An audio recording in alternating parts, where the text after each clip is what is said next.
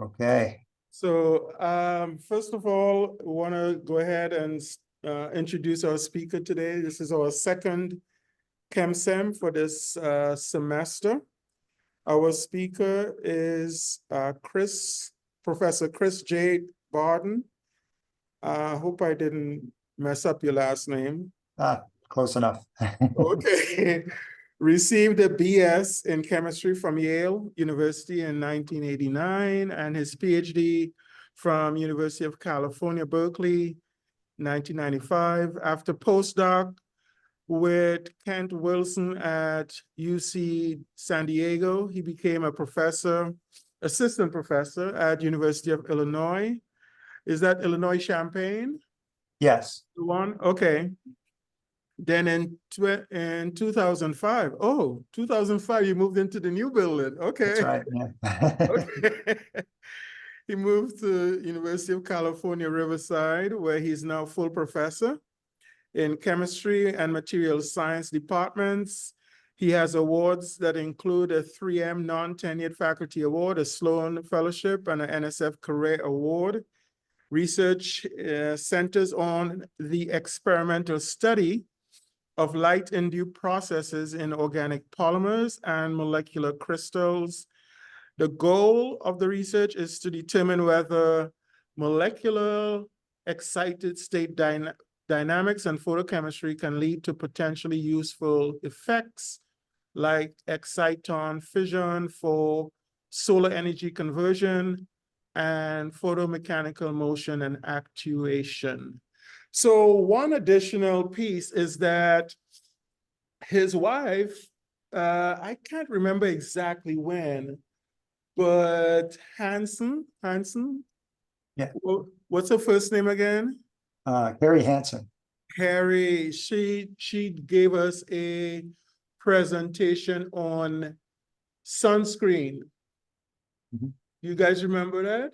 Yeah, it was really good. So this is the connection she made with me. Hey, talk to my, he's got some really cool stuff too. So that's the pathway for him coming here to give us a presentation on his research. Thanks for accepting our invitation. The floor is yours. Right. So first of all, thanks, Professor Murray, for the invitation, and thanks to everybody for coming to the seminar.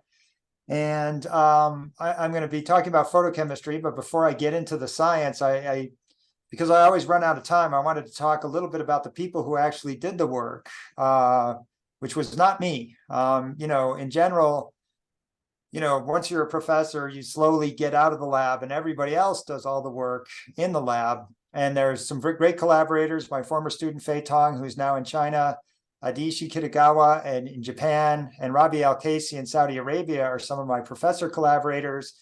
And then the research group here, we're actually quite a bit smaller these days because quite a few of them, like Brandon and Luke and Taylor, and actually also Adam, have left for various positions at Stanford and Raytheon and Intel, of all places. So they've, graduate students come and go, and then but when they're here, they have to do quite a bit of work. And that's what I'm going to tell you about today.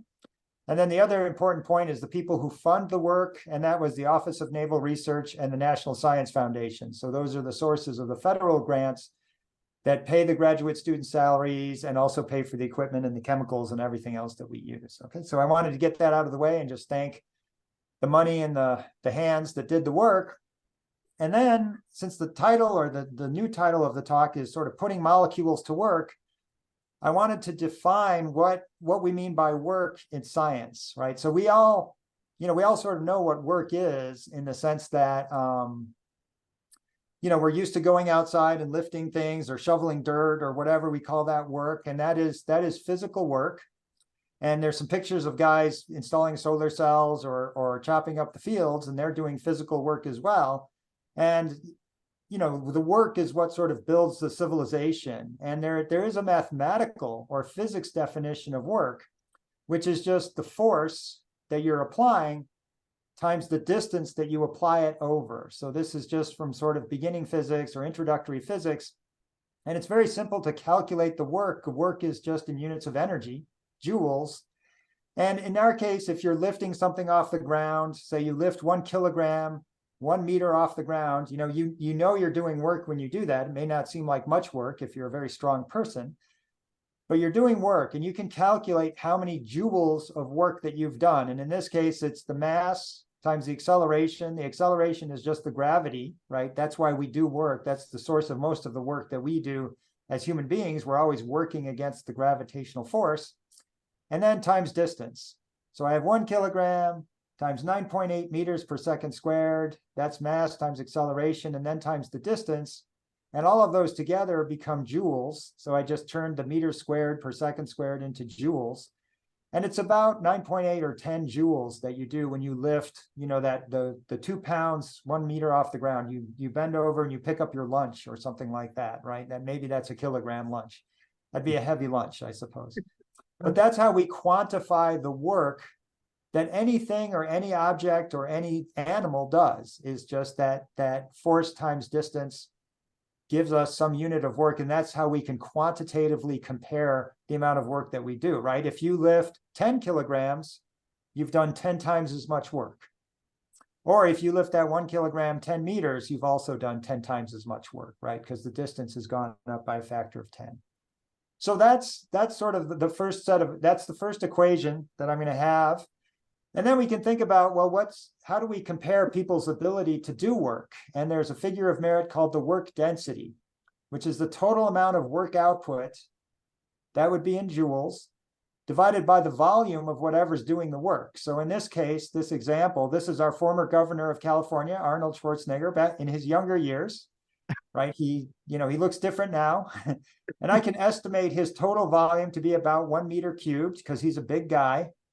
And I can overestimate how much he can lift. I could say maybe he can lift 1,000 kilograms a meter, right? So maybe deadlift. Nobody can lift 1,000 kilograms actually. So this is an overestimate. But I just roughly estimate 1,000 kilograms, the gravitational force that he's working against, and then 1 meter would be the height that he lifted it, and then his volume 1 meter cubed. And I can talk about Arnold Schwarzenegger's work density, which is 10 to the 4 joules per meter cubed, right? So we had a pretty work dense governor at one point. And it turns out that that's pretty good. That's about the maximum that you can get from human muscle. So human muscle has a work density, right? If I have more muscle, I can do more work. And I can calculate if I have 20 cubic meters of human work muscle, I can do whatever, 20 times 10 to the 4 joules total work, right? 20 people maybe could lift a car or maybe a truck if they're, in shape and get the right leverage. But it turns out that human muscle is pretty pathetic as a work material. Okay, so here's the calculated work density, 10 to the 4 joules, 10,000 joules per meter cubed, which looks good to us, but that's because we are humans and we just look at other humans and sort of say, okay, we're about as strong. Incidentally, humans are much less strong. We're not competitive with chipmunks or chimpanzees or other animals. They actually have a higher work density by about a factor of 2.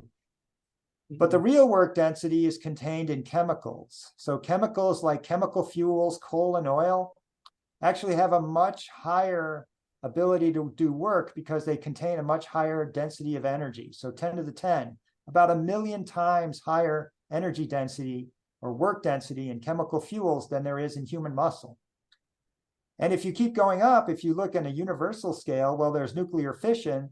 That's 10 to the 15 joules per meter cubed, right? That is a huge energy density, as we sort of, know if you watched Oppenheimer or something like that, you get a feeling for what the work density is there.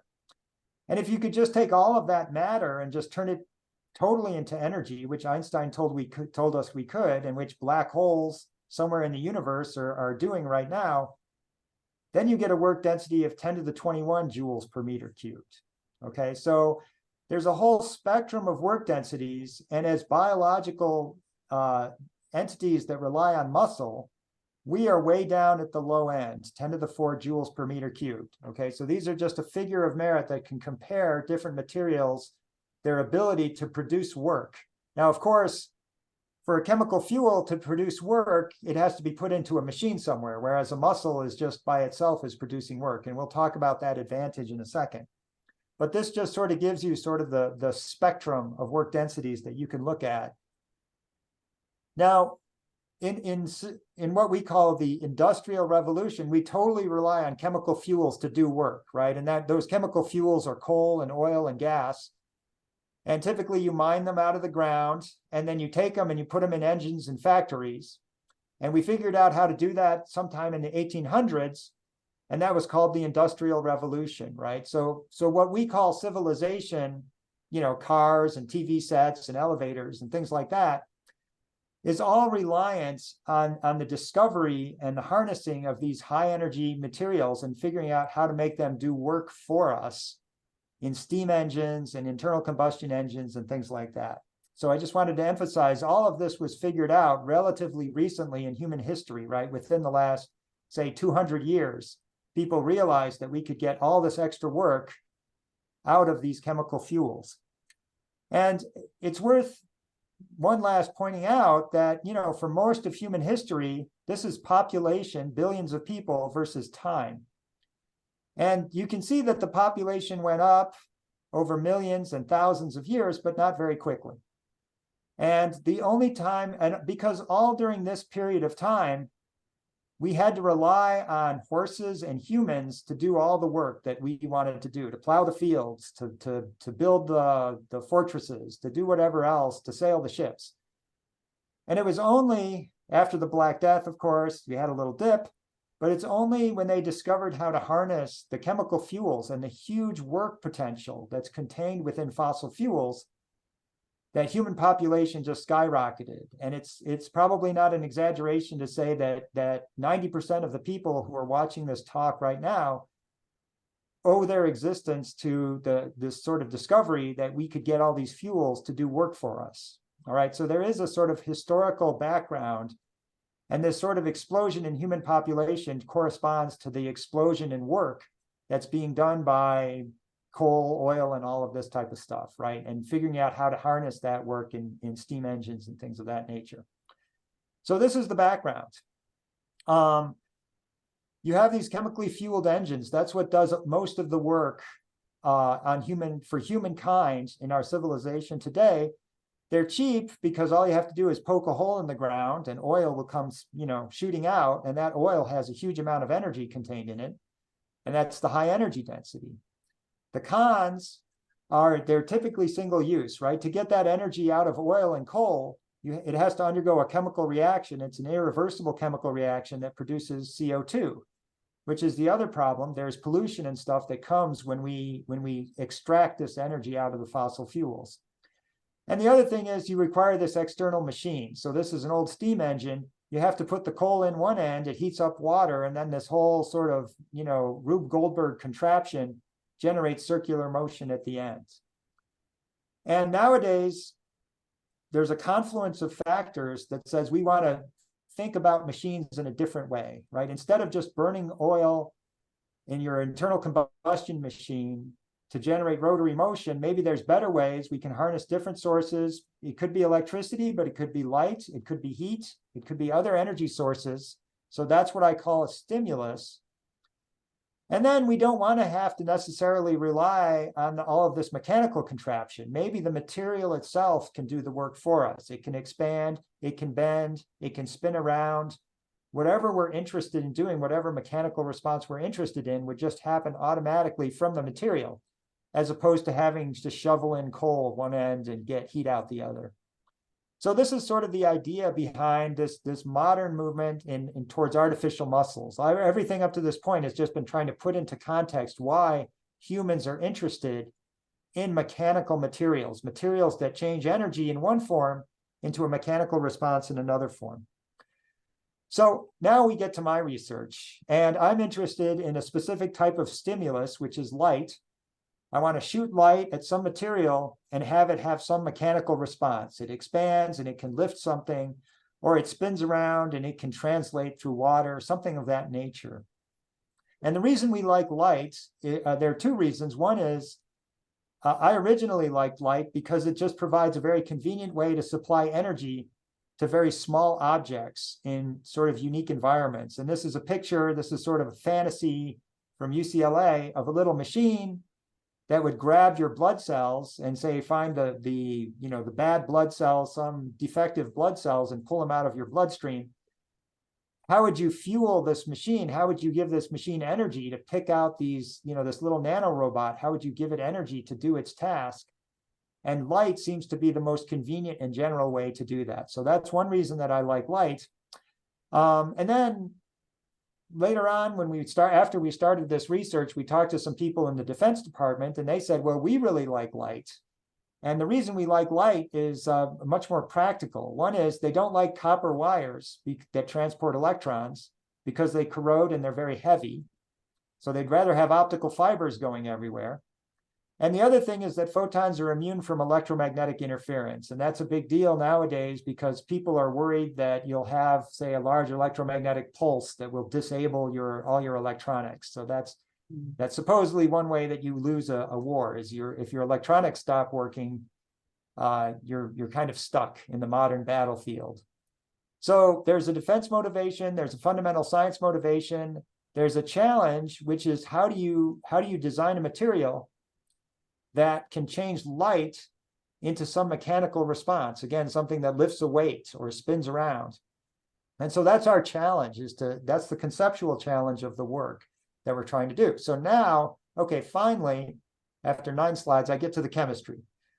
So the idea, and this is an example, is that molecules do this work all the time. Molecules absorb light, and then they change their conformation, and that's called a photoisomerization. And so here's an example of azobenzene, which is a famous photochromic or photoisomerizing molecule that goes from trans to cis after it absorbs a photon of light. And what all light does is, you have 2 forms of the molecule, the lower energy and the higher energy. And normally you'd say, wow, it's going to be really hard to get over this activation barrier. But if you shoot light in, it gives you a blast of energy and can put you on an excited state. And once you're way up here, then you can slide down and get into the product well without having to directly go over the barrier. So light is basically a shortcut to get you to a different chemical form very quickly and nominally efficiently. And in this case, we're just talking about isomerizations. We're not gaining or losing atoms, although you can do that with light as well. We're just changing the shape of the molecule. And most of the people, hopefully, if you're watching this talk, the same thing is going on in your eyeball, right? The way you sense light, the way you sense the TV screen is the photons come off, let's say, shoot into my eyeball. They get focused on the retina, and they induce, it's actually a cis-trans isomerization. In my eyeball, there's a molecule called retinal that undergoes a cis-trans isomerization that opens up a protein membrane, and a signal goes to your brain through the protein membrane that says, oh, I just saw something. I saw Professor Bardeen point to his eye, right? That's all happening because you have these cis-trans isomerizations that are going off in your eye all the time. So, we know this chemistry works. Nature uses it quite often. The question is, can we harness this type of chemistry, this type of conformational change, the little molecules doing work, but can we get a larger amount of work, a useful amount of work out of this type of chemistry? So that's the chemistry connection to the work that we're doing in my lab. So here's the goal. Again, here's my trans-cis isomerization of azobenzene. At the single molecule level, it doesn't do much, right? It's very weak. Single molecules are small and they're wimpy, and you don't feel your head's not getting batted around as the cis-trans isomerizations happen in your eyeball. But if we can get these molecules to self-assemble into a larger group, and then if we can force all of them to react at the same time, all these little guys push together in the same direction, and then you'll have a measurable force and a measurable displacement. And so maybe then you can actually move macroscopic objects from molecular photochemistry. So that's sort of the overarching goal or idea behind this research is, can we make gangs of molecules, organize them and get them all to react more or less at the same time? And then can they generate a measurable amount of force at the end?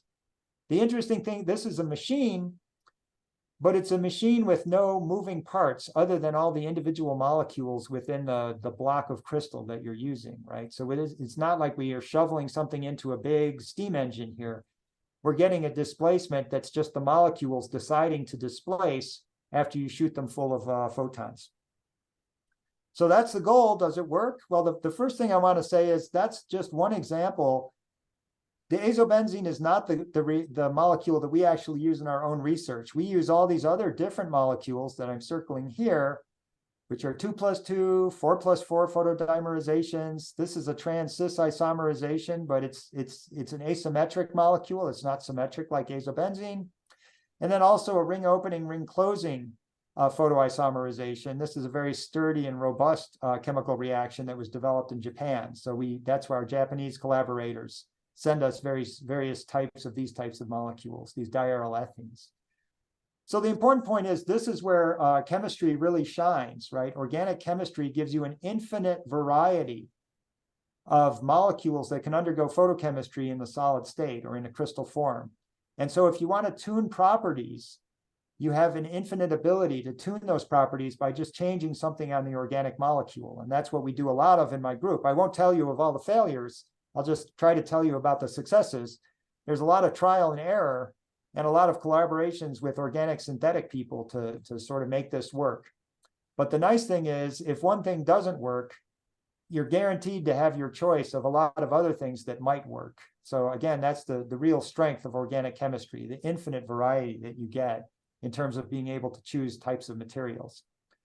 So the other thing I would say, this is the second slide with equations, and this is the last one, is you want to say, well, this sounds like an interesting idea, but, does it work? Or, could it work? Or if it did work, would it be any better than, the governor doing his bench presses? And so it turns out you can calculate the work density using this formula. And this formula, it's a mathematical formula. There's E, which is called the elastic modulus. There's delta L over L, which is called the strain, or you could also sometimes call it the stress and strain. And basically, this gives us sort of a simple way to calculate the work density for different materials, because different materials are going to have different values of E, the elastic modulus, and also different values of delta L over L. And so we can compare different materials. And so the first one would be, we know that muscle is down here at 10 to the 4. Piezoelectrics have a very small delta L over L, but a very large E elastic modulus. They're very hard. So elastic modulus basically tells you how hard or how difficult it is to deform the material. The harder the material, the higher its elastic modulus, or E. So something very hard, but very small strain, that work density is roughly 10 to the 5 joules per meter cubed. That's sort of the theoretical limit. For polymer elastomers, they're at the other limit, which is they have very high strain. You can distort an elastomer a lot, but they're also very soft. And so you're down at 10 to the 6 joules per meter cubed.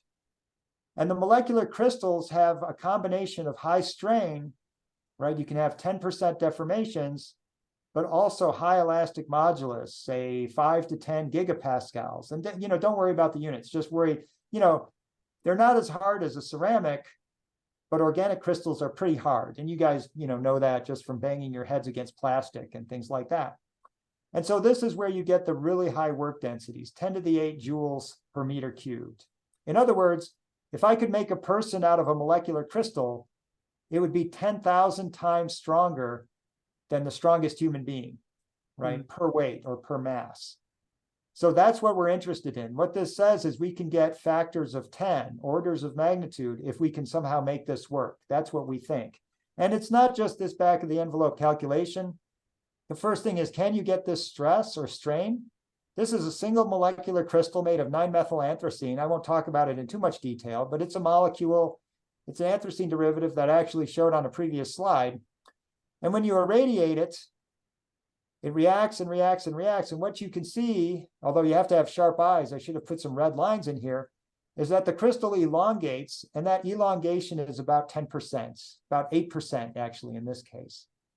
And so that says that a single crystal can distort or elongate by a factor of 10%, which is pretty good. That's the strain that we claimed we were going to have, right? So we can get this 0.1, delta L over L change in length of about 10%.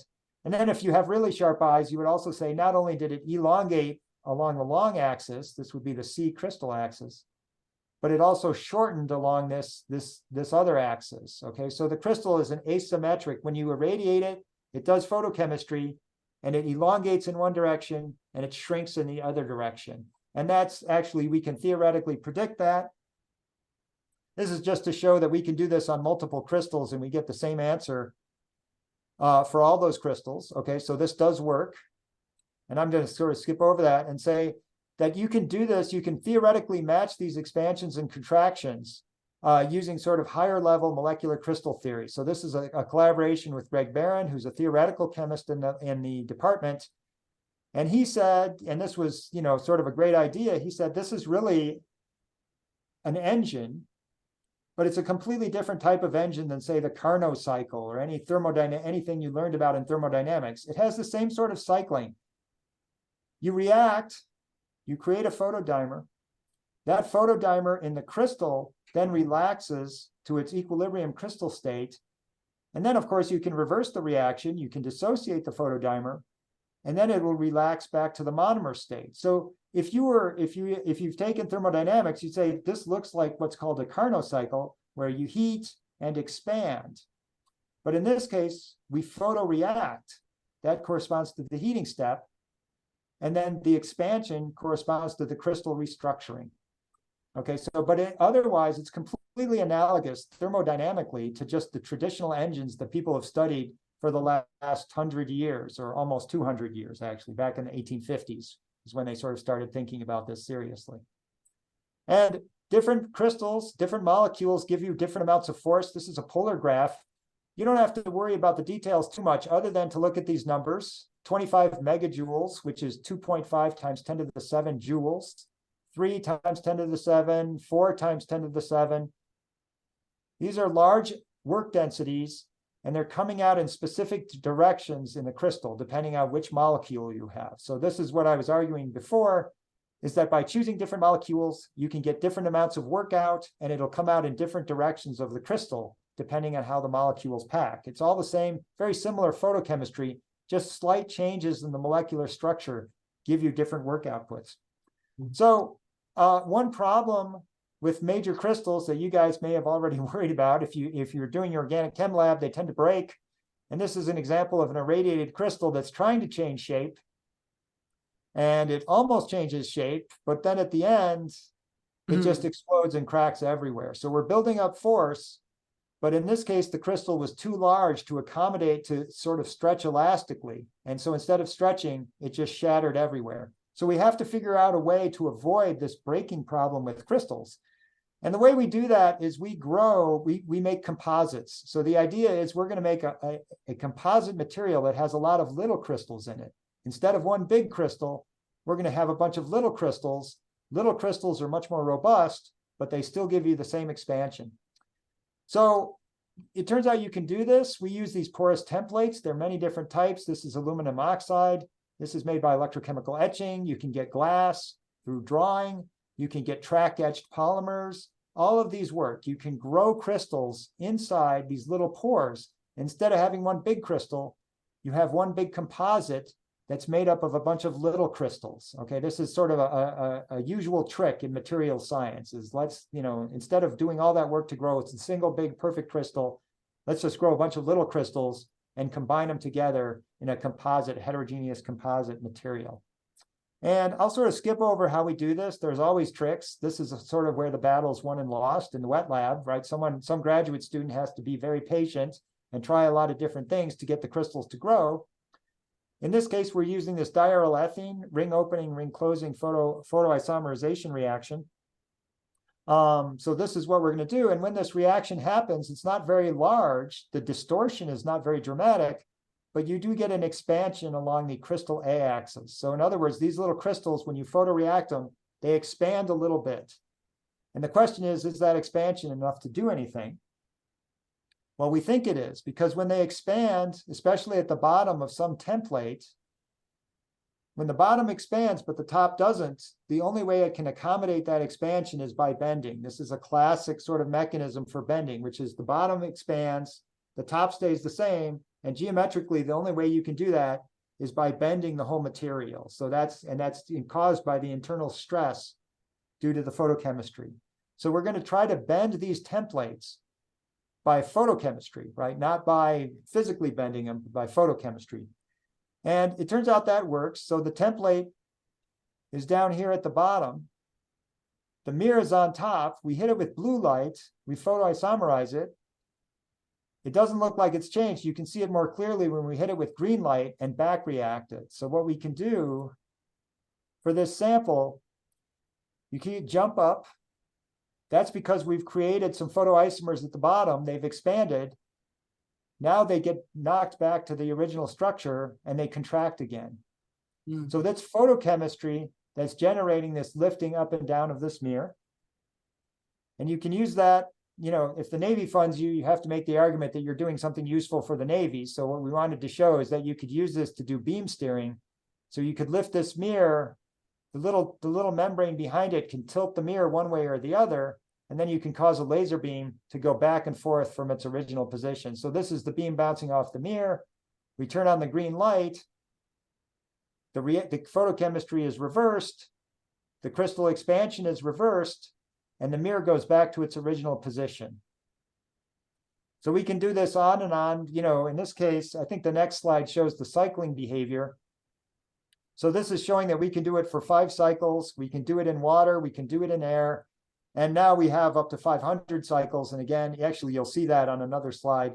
Very robust. They're crystals. It turns out that crystals are much more robust than polymers. And you can cycle this for hundreds or thousands of times without, you know, maybe a few % fatigue. So it's very robust. You know, people think organics are too delicate sometimes, but that's actually not the case for molecular crystals. And then the other thing is we could lift up to 40 grams.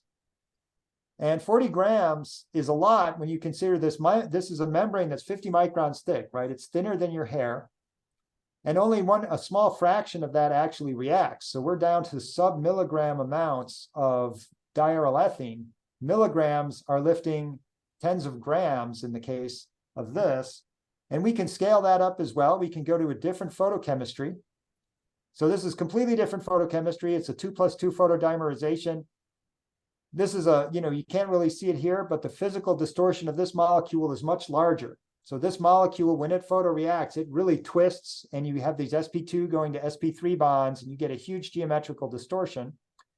And so this is a more powerful molecule, right? This is all we're changing. Same template, same preparation, but a different molecule. This is without the template. These are a bunch of nanowires sort of bundled together. And what we wanted to do was make sure that we did get this dramatic expansion. And sure enough, when you irradiate it with light, they just explode outward like an accordion. Okay, so this is telling us that we have a much larger geometrical effect for these guys. And so sure enough, we get a larger lifting here. So in this case, we get a much larger bending up to 1 millimeter instead of tens of microns. And we can lift about 500 grams, or about 10 times as much weight as we could with the diarylethene. So if you get the right molecule, you can get factor of 10 improvement in terms of the ability to lift. And now you're looking at a few milligrams, like the total weight is like 3 milligrams of this membrane.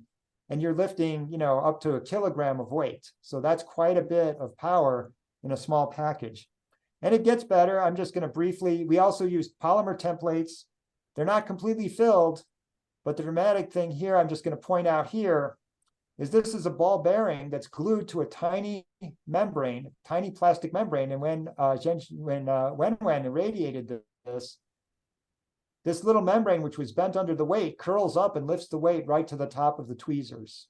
And she could, using this experiment, she could calculate a work density of about 5 times 10 to the 4, or 5 times stronger than human muscle. This was actually the record.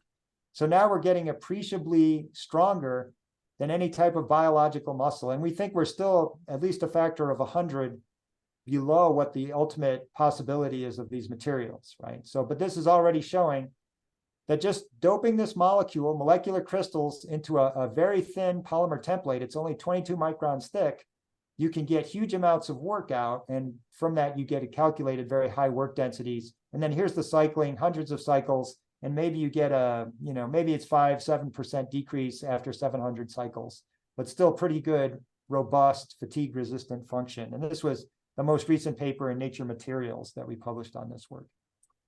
So I am running, I think I'm going to run out of time. I just want to quickly skip over and say, this is half the battle. We have materials that are strong, that have high work densities, but could they ever function as a motor, right? You know, you think about internal combustion engines, they're always spinning around. And so to do that, the short answer is yes. I'm going to sort of skip over these molecular motors and just say, you know, we can design a different type of molecule that photoisomerizes. This is a cis-trans isomerization. You have to look carefully. The sulfur is here, and now it's here. And that is an isomerization. So it's not as dramatic as the other isomerizations, say the azobenzene I was showing you. The nice thing about these isomers is they absorb in the same place. So I can use one single wavelength to excite this reaction, both forward and backward. Recall for diaryl ethene, I needed one wavelength to go forward and then a different wavelength to go backward. Now we want one wavelength to go forward and backward at the same time. So it can drive sort of a cyclic trans-cis, trans-cis, trans-cis isomerization in perpetuity. And you have to make these nanowires. And to do that takes a little bit. You have to control the temperature. You have to control the surfactant. You have to control the stirring. So there's a lot of sort of sophisticated conditions. And then you get this suspension. These little wispy things are microwires composed of the molecule that I was showing you on the previous slide. And these microwires, if you irradiate them, they start to move. And this is just CW illumination at 405. We have a little diode, and the wires spin back and forth, back and forth. And these are easier to see because it's sort of a bifurcated wire, so you can sort of see the two halves slipping back and forth. But this is oscillatory motion. Now the light's turned off, and of course they stop. That's oscillatory motion in a lamp. And then we can see the same thing even under direct sunlight. So this is an example of a different wire. It's oscillating back and forth. Really what it's doing is it's sort of twisting around itself. So it looks like it's bending, but it's really undergoing sort of a large-scale twist. And that is oscillating, and this is under sunlight. So this makes it, because we designed that molecule, it's very sensitive to light, and it can undergo this oscillatory motion. It's not spinning around like a motor yet, but it is moving back and forth. And so you could imagine sort of a teeter-totter type of motor there. And up here in the upper right-hand corner, this is the frequency of motion versus the intensity.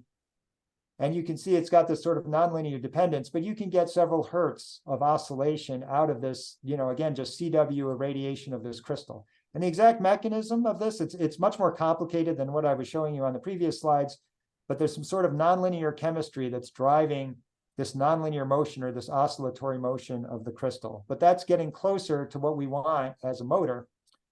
So I wanted to kind of wrap up the scientific part here and just say, one, crystals, molecular crystals can do quite a bit of work. We still have quite a bit of ways to go, right? We're at 10 to the 4. We need to get to 10 to the 8. But, you know, a factor of 1,000 is worth a couple PhDs probably for this type of work. And the membrane approach is, you know, this composite approach is probably the way to make these practical materials. And then the second part is we think we have the beginnings of sort of molecular crystal motors that can move on macroscopic scales. This is a case of one that's actually is sort of, you know, trying to swim his way past this landmark. You can see he's sort of moving around. You know, we think we know how to do the photochemistry to get this sort of oscillatory dynamics. So that's the science part of the talk. I wanted to spend just a couple minutes, you know, since this is a primarily undergraduate institution. I think there are a lot of undergraduates in the audience. I just wanted to give a little pitch for graduate school. You know, here at UC Riverside, we are do a lot of science, not just photomechanical science. So there's a lot of, say, bioanalytical chemistry. Jason Cheng is an example. There's inorganic chemistry. Vince Lavallo is doing some very interesting with carboranes. There's this, Ludwig Bartels does a lot of surface and STM chemistry. So looking at individual molecules moving around, right? Not molecular crystals. And Ping Feng is an example of someone who makes these sort of very exotic porous structures or crystalline porous structures. So she's also interested in crystals, but not organic photoreactive crystals. She's interested in MOFs and things that can be used to say for hydrogen storage and things like that.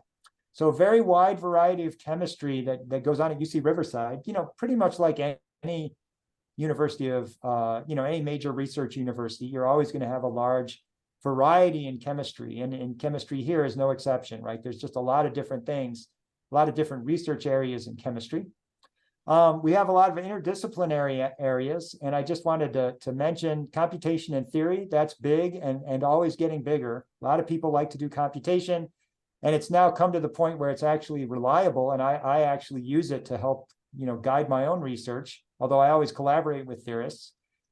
New molecules, new materials, that's really a big driving force in science and in society today.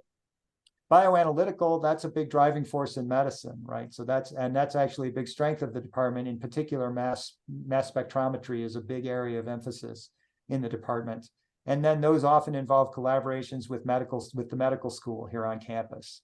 So a lot of interdisciplinary areas, a lot of opportunities to collaborate outside of chemistry, like with material science, the medical school, chemical engineering, stuff like that.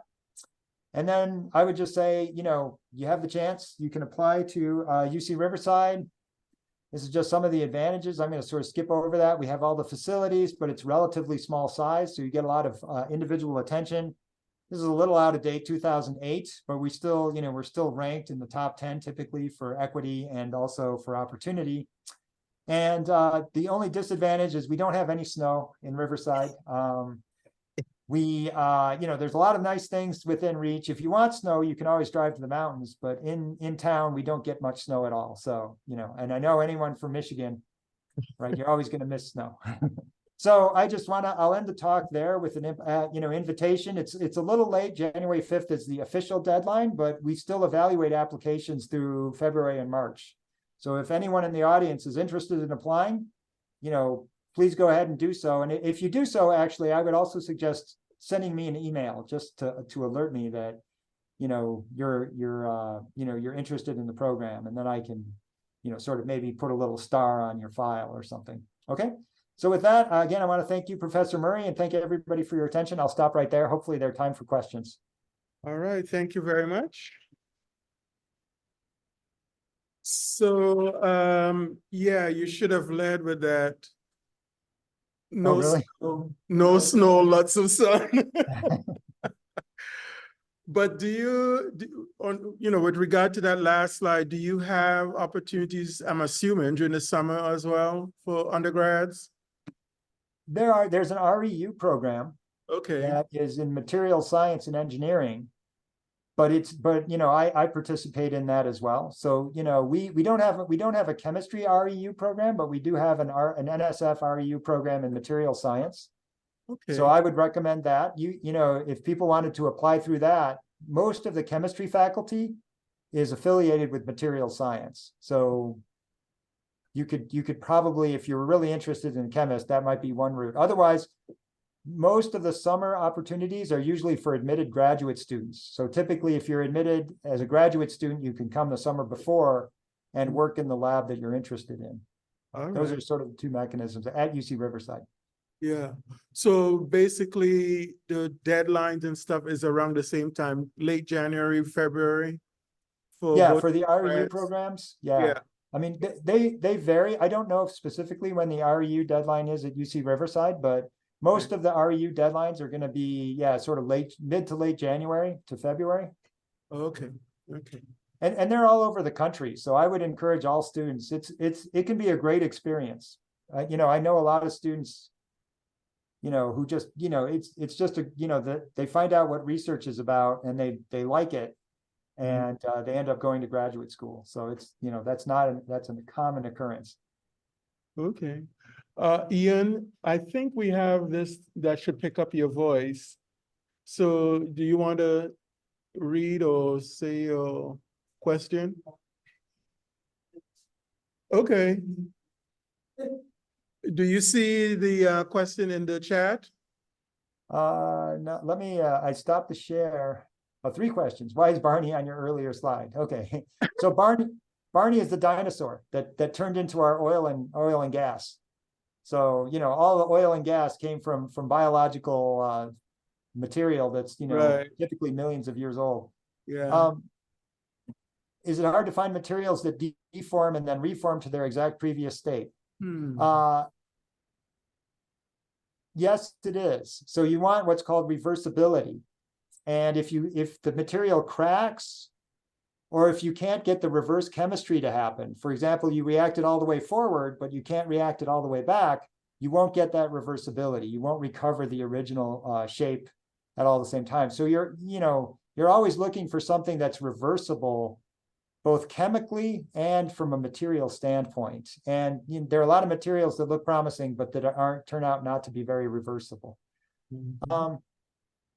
Can you make a wire out of this light bending material for optical wires? Thus the wire moves when the light is sent through it. Yeah, so, okay, so Ian, you should be, I'll put you as a reviewer. Yeah, that is one of the things we're trying to do, is to combine light transport with the mechanical response. That's an idea. Actually, that was a patent that we filed with the Naval Research Lab. But the vision, one of the visions is, yeah, that you have an optical fiber that you can make it wiggle around by sending either different wavelengths of light or different intensities. And so it'll do double duty as light transport and as a mechanical, either an actuator itself, or the fiber could swim through the medium to get wherever it needed to deliver light or to probe whatever's going on there. But yeah, that's, and you'd send light through it and it would wiggle around or it would expand, just like you suggested. That is one of the things that's very hard to make. But that's one of the visions. Yeah, that's we're thinking, we can't do that ourselves. We need the help of people who know how to make fibers and things like that. Don't miss the last sentence there. Yeah, no snow is not a problem. Okay, well, that's good. All right. So on slide 30, if you could go back to slide 30. Oh, okay. Right, okay, yeah. That was one of your recent articles, I think you said. Oh, wait, so you want me to go to slide 30? Oh, okay. Yeah, this one here, I think. Yeah, this is the one. This is really cool. You saying that the top picture there, that ball, if you will, on the left, could be lifted up by this fiber to the level of. Wow. That's right. So when the fiber is down, that corresponds to where all the molecules are ring open. So we haven't done any photochemistry. And then we expose it to 340 nanometers.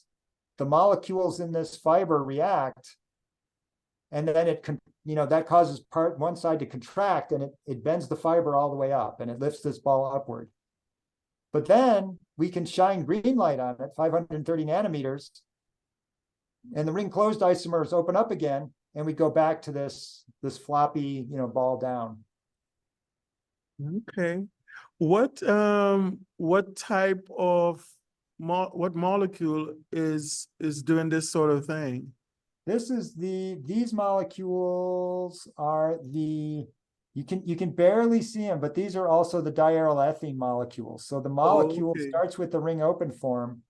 Okay. And then when it absorbs a UV photon, it reacts to make this ring closed form. It's harder to see on this graphic. This was when you write these papers, they force you to pack everything into like one figure, which is a little irritating. But so this is the one with the sulfur.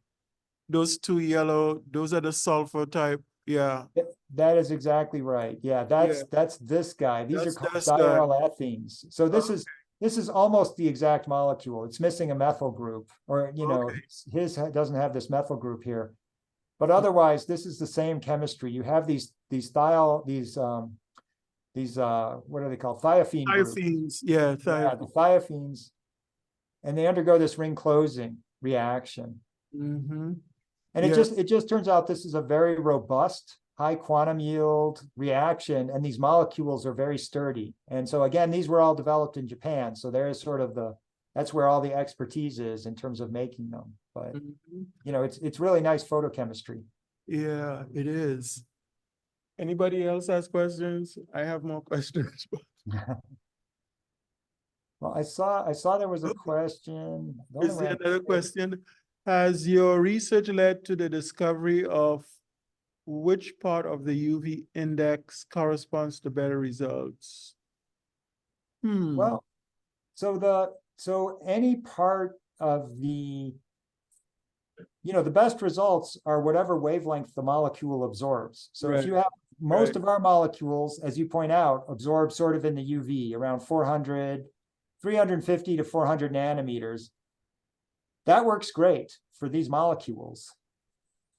It would be better if we could find molecules that were shifted a little bit more toward the visible or even the near infrared. So we would really love to find molecules that respond to longer wavelengths, because those are much easier to work with, for especially if you want to do anything in a biological system. Mhm. So UV works great. 350 to 400 works for all the chemistries that we're looking at, but we are still interested in shifting this more to the red, because that'll make it more generally applicable. Yeah. So the other slide is slide 32. Oh, sorry, slide 32. Slide 32. Okay, I'll go back to my 32. Let me just click down here. Okay.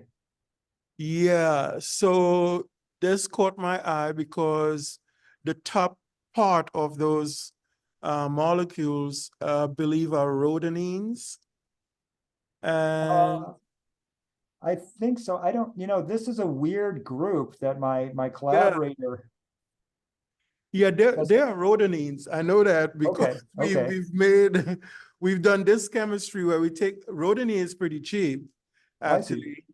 And we've done this condensation with, so basically you take the rhodonine with some base. We've even tried it with natural catalyst enzymes and stuff, and Oh, reacted okay. with aldehydes.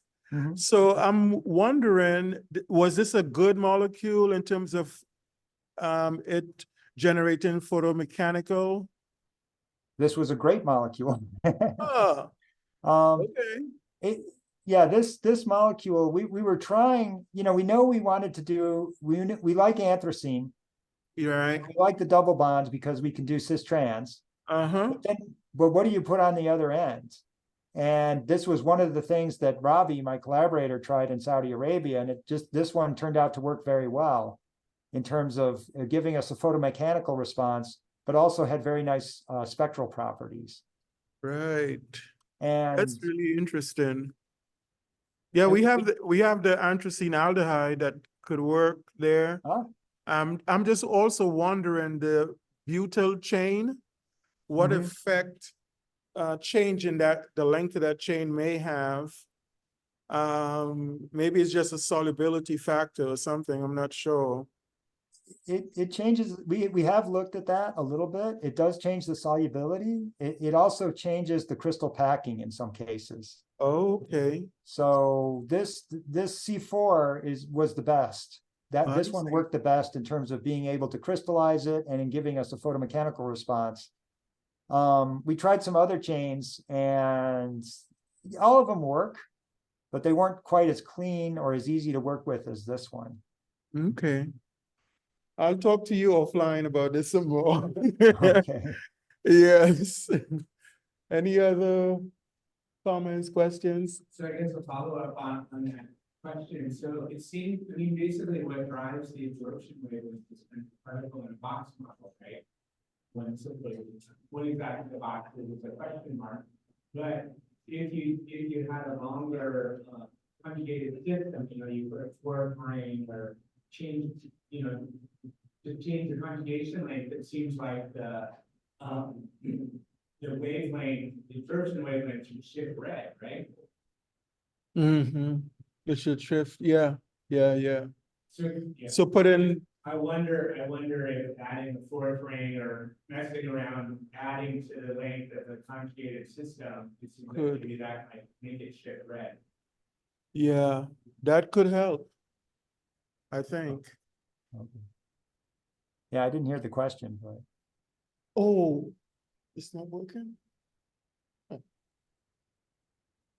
The question is, the question is about increasing the conjugation in that rhodonine system could also help in shifting the wavelength to longer, wavelengths instead of, yeah. Yeah, I would agree with that. I think, it's already shifted quite a bit from where anthracene is. Anthracene stops at about 375, so. Right.